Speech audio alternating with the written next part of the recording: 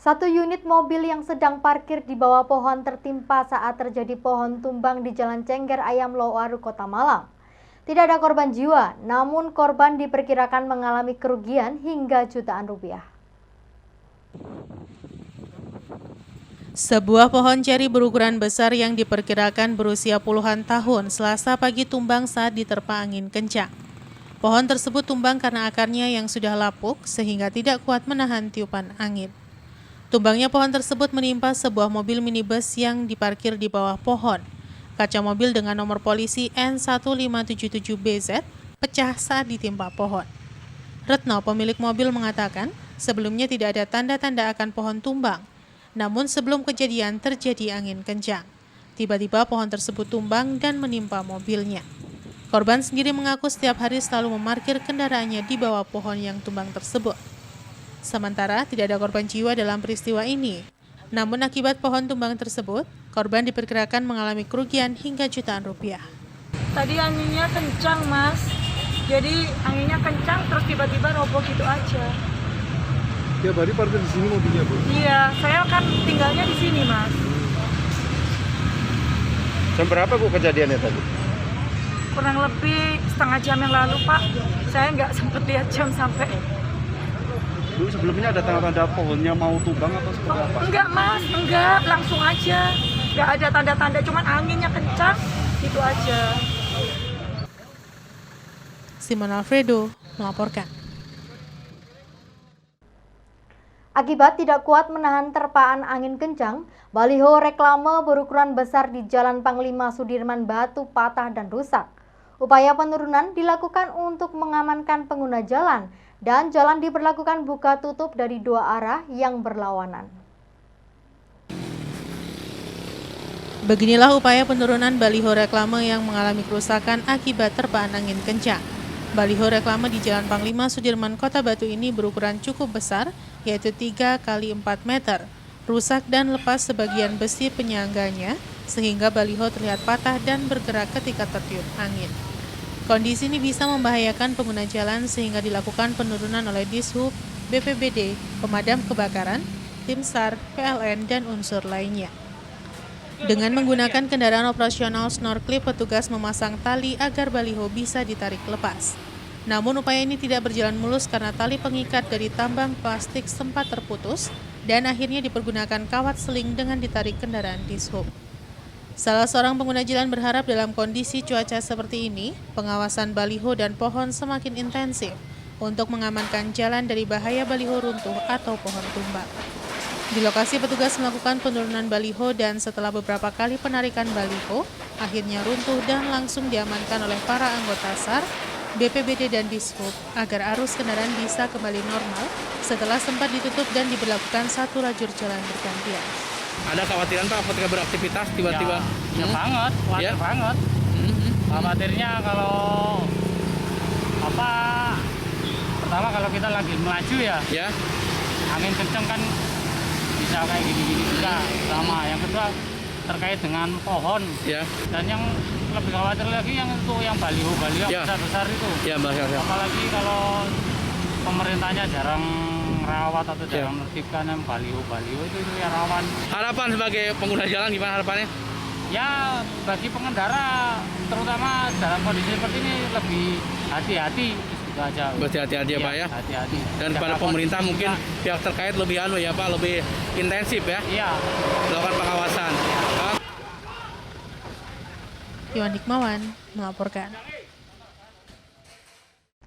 Puluhan warga yang tidak memakai masker disanksi denda administrasi sebanyak Rp25.000 saat terjaring operasi justisi penerapan protokol kesehatan di Kota Malang.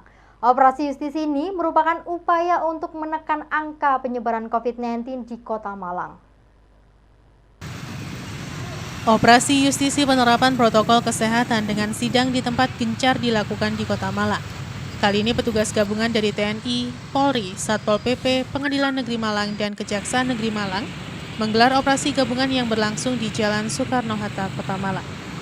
Dalam operasi ini sasarannya adalah warga atau pengendara roda 2 dan roda 4 yang tidak menggunakan masker. Hasilnya, puluhan warga terjaring karena tidak memakai masker saat berada di luar rumah. Warga yang terjaring razia tersebut langsung mengikuti sidang di tempat. Warga yang tidak memakai masker disanksi denda administrasi sebanyak Rp25.000.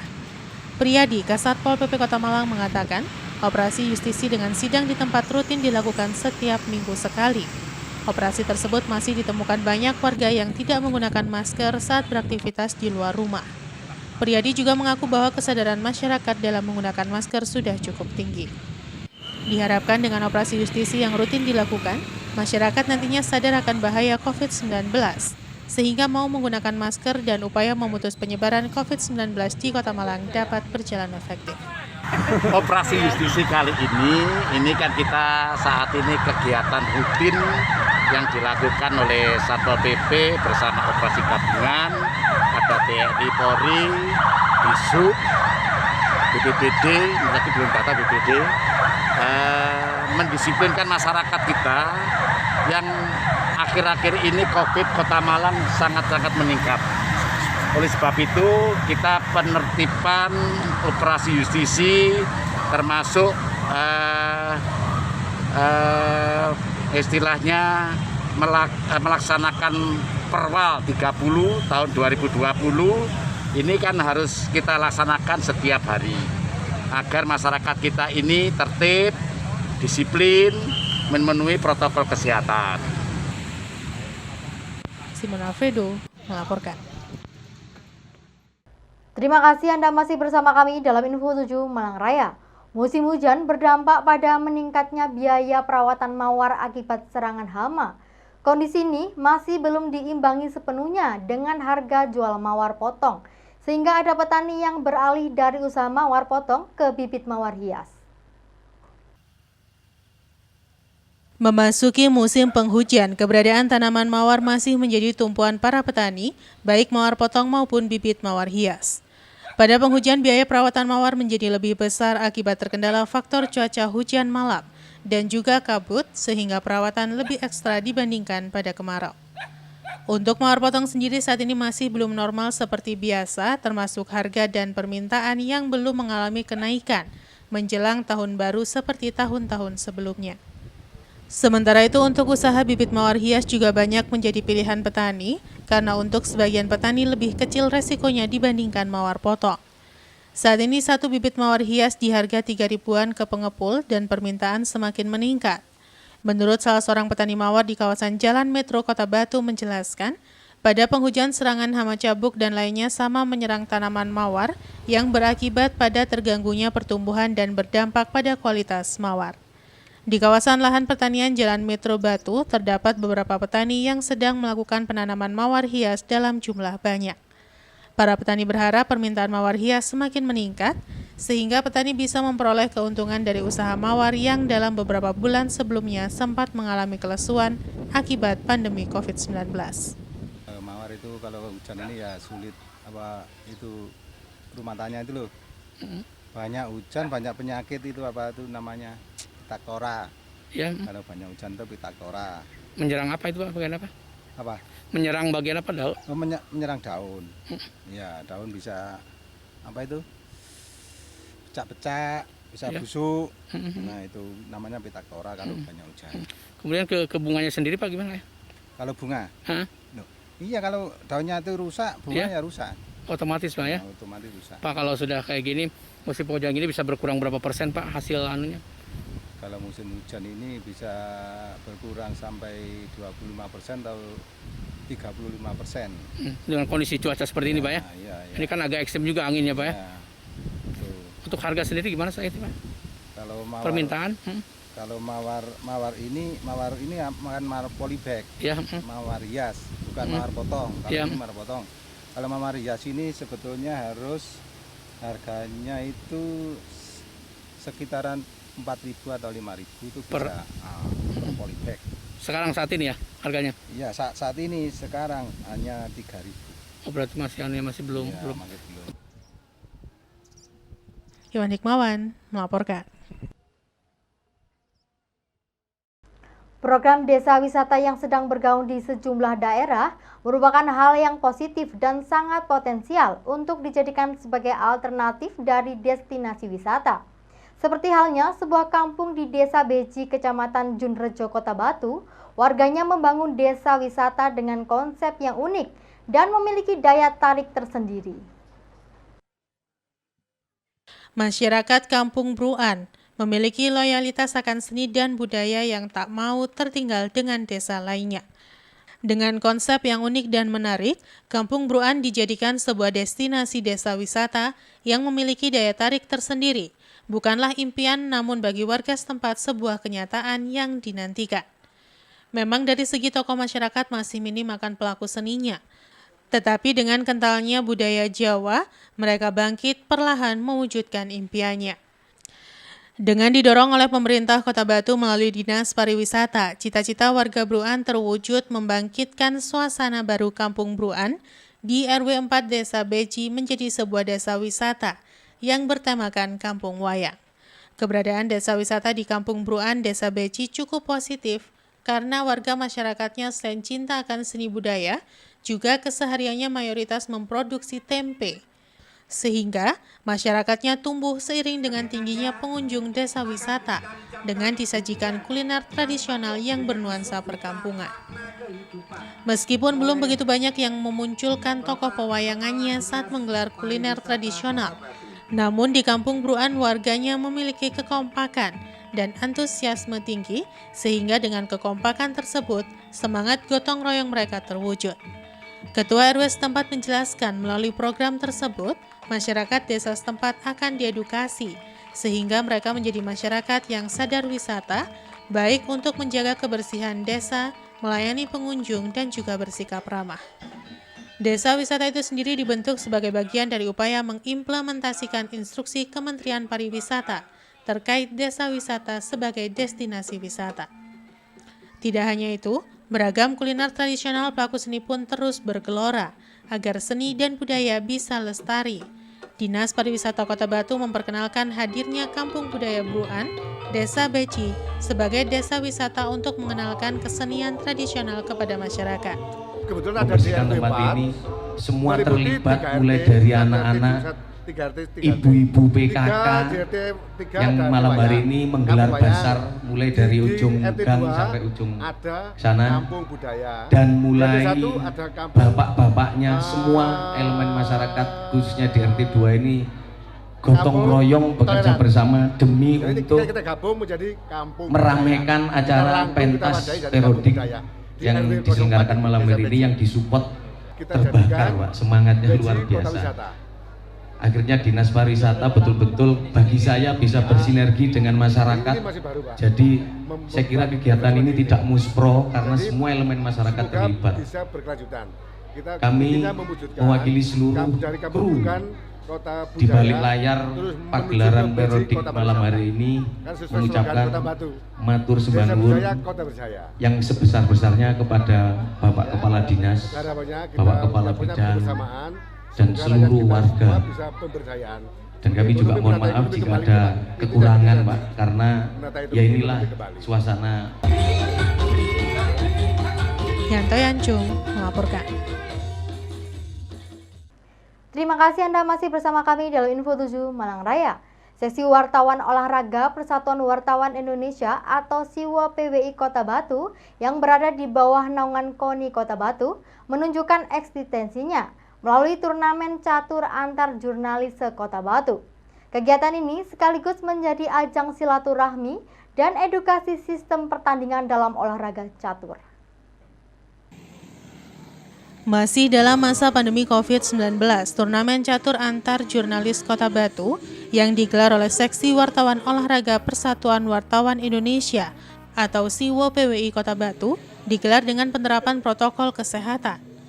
Puluhan peserta yang merupakan wartawan dan jurnalis Kota Batu wajib menjalani pemeriksaan suhu tubuh, menggunakan hand sanitizer, mengenakan masker, dan menjaga jarak. Febri, Ketua SIWO PWI Kota Batu mengatakan, jika acara ini merupakan acara pertama SIWO Kota Batu sejak dibentuk di awal tahun 2020. Sejumlah kegiatan terpaksa ditunda dan baru digelar di akhir tahun karena adanya pandemi COVID-19. Selain itu, untuk memperkenalkan kantor Siwo dan juga eksistensi Siwo PWI, turnamen catur antar jurnalis se-Kota Batu ini juga mengedukasi wartawan terkait sistem pertandingan dan peraturan terbaru dari olahraga catur dengan menghadirkan wasit yang juga merupakan pelatih catur dari Percasi Kota Batu agar pertandingan benar-benar dilakukan secara fair dan akan diperoleh juara yang benar-benar layak. Sebanyak 35 wartawan yang bertugas di Kota Batu mengikuti olahraga otak ini. Mereka saling adu taktik dan strategi untuk mampu mengalahkan lawan-lawannya. Siwo PWI sendiri merupakan cabur fungsional yang berada di bawah binaan KONI Kota Batu. Pembinaan mencari bibit-bibit atlet khususnya dari kalangan jurnalis. Bagi Siwo PWI, turnamen catur ini juga digunakan sebagai pencarian bibit yang nantinya bisa diikutkan dalam Porwanas atau Pekan Olahraga Wartawan Nasional 2021 yang berlangsung di Malang Raya. Ketua KONI Batu, Mahfud, memberikan apresiasi kepada Siwo PWI Kota Batu. Para jurnalis diajak lebih dekat dengan olahraga catur, sehingga pemahaman saat mewartakan punya dasar yang baik. Begitu juga dengan olahraga lainnya, harus memiliki dasar pemahaman agar baik dalam mengemas berita. Diharapkan kerjasama antara KONI dan Siwo PWI selama ini sudah berjalan cukup baik. Menjalankan perannya sebagai jurnalis, Siwo sering memberikan masukan terhadap pembinaan atlet di Kota Batu.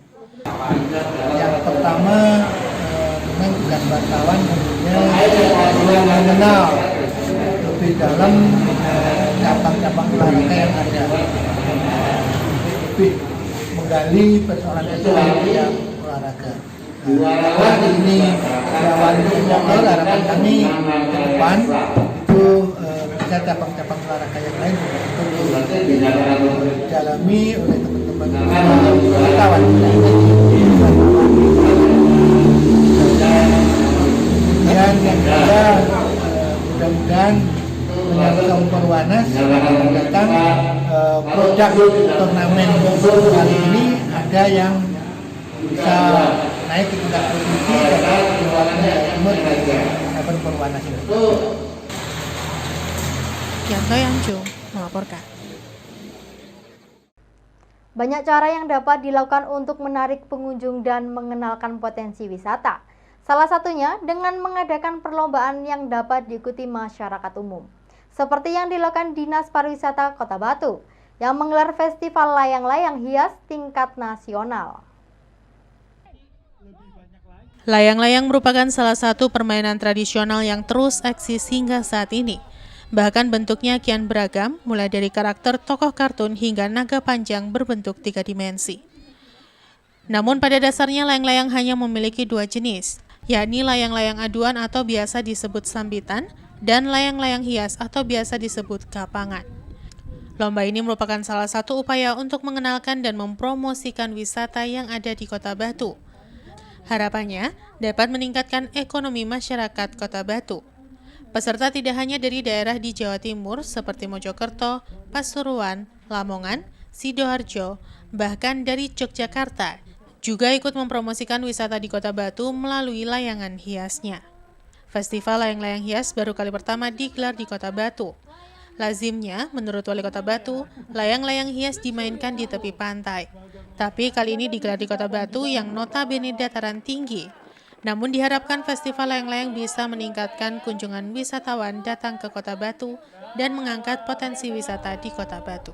Lomba-lomba layang-layang ini adalah sesuatu yang baru bagi Kota Wisata Batu untuk memanfaatkan musim angin yang setiap akan datang musim hujan itu pasti terjadi angin besar. Nah, dengan kita memanfaatkan musim angin ini, insya Allah ada kreativitas dan inovasi di warga masyarakat untuk bisa menciptakan layang-layang yang keren. Tujuannya adalah nanti kita buat agenda event tahunan untuk mendatangkan wisatawan. Dilombakan yang hadiahnya yang menarik supaya banyak peserta. Tentu saja kemudian setelah banyak peserta banyak orang yang datang ke Kota Batu. Meskipun baru pertama kali digelar festival layang-layang ini, Kepala Dinas Pariwisata Kota Batu menuturkan, dari 100 peserta ada 40 peserta pemilik layang-layang dengan hiasan yang baik. Sebagian besar peserta menampilkan layang-layang berukuran besar, meski begitu itu bukan jaminan untuk lolos sebagai pemenang. Rencananya, festival layang-layang yang digelar Dinas Pariwisata Kota Batu ini akan menjadi agenda rutin tahunan pemerintah Kota Batu. Ya, yang jelas kan ini unik ya, layang-layang ini banyak penggemarnya. Kita banyak warga kita senang dengan layang-layang kan gitu ya. Dua kategori, layangan sambitan, layangan hias, ini banyak penggemarnya. Makanya nanti ke depan sudah pulih kita dari pandemi ini, insya Allah ini makin bagus ya. Makanya event sekarang hari ini layang-layang sebagai daya tarik wisata ini kami tentu akan bersemangat dan akan betul-betul mempersiapkan untuk event secara berkelanjutan tahun depan dengan lebih baik lagi ya, dengan konsep, dengan promosi dan juga teknis persiapan pelaksanaan event sebagus-bagusnya ya. Prinsipnya ini semua adalah untuk masyarakat Kota Batu dan juga para penggemar layang-layang di Nusantara. Yanto Yancung melaporkan.